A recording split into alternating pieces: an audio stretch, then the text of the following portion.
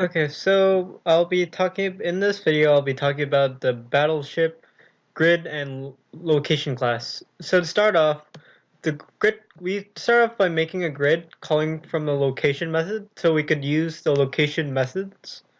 Then we make a grid constructor which constructs a new grid and we call it from the other location. And over here we use two loops of once to form an actual grid.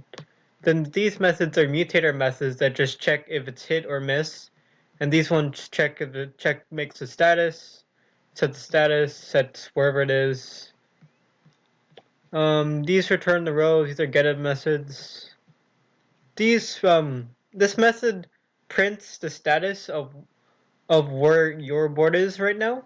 So it starts off with a couple arrays. This prints out all the numbers. This for loop, and these ones print out the rest of the rows with the circles, X's, and dashes.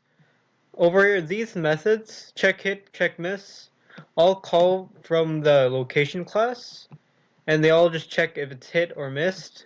As you can see here, check hit, check miss, mark hit, mark miss, and if it is hit or miss, that means it'll print out an X showing that either hit, missed, etc.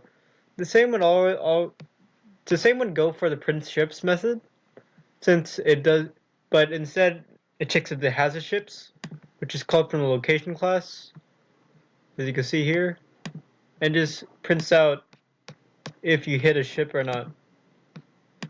Okay.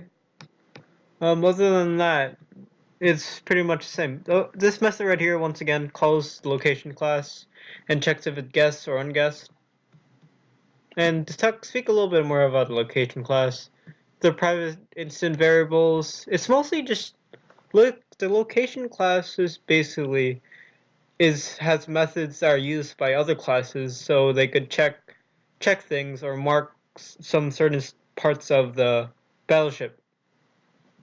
Thank you.